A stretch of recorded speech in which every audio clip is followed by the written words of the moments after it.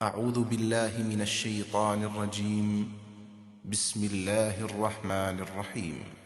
وما جعله الله إلا بشرى لكم ولتطمئن قلوبكم به وما النصر إلا من عند الله العزيز الحكيم ليقطع طرفا من الذين كفروا أو يكبتهم فينقلبوا خائبين.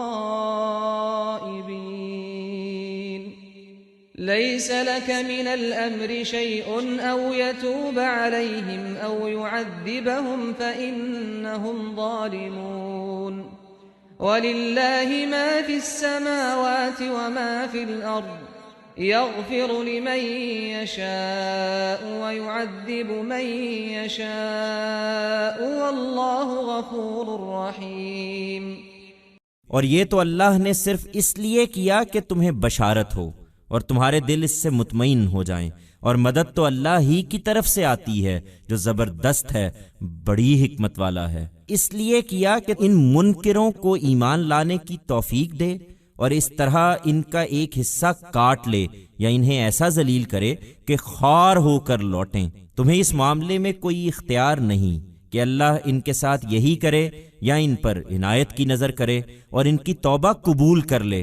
اگر یہ توبہ کریں یا ان پر اپنا عذاب نازل کر دے اس لیے کہ یہ ظالم ہیں، یہ اللہ ہی کا اختیار ہے، اور زمین اور آسمانوں میں جو کچھ ہے وہ اللہ ہی کا ہے۔ وہ اپنے قانون کے مطابق جس کو چاہے گا بخش دے گا اور جس کو چاہے گا سزا دے گا، اور حقیقت یہ ہے کہ اللہ بخشنے والا ہے، اس کی شفقت ابدی۔ And God undertook this only to give glad tidings to you, and that your hearts be assured from it, and help comes only from God, the mighty, the very wise. He undertook this so that he may give an opportunity to these disbelievers to embrace faith, and in this manner he may sever one part of theirs or humiliate them to such an extent that they return in disgrace. You do not have any authority in this regard, that the Almighty deal with them in this way, or show favor to them and accept their repentance, if they repent, or send his punishment to them because they are the unjust. Only God has this authority, and to him belongs whatever is in the heavens and the earth.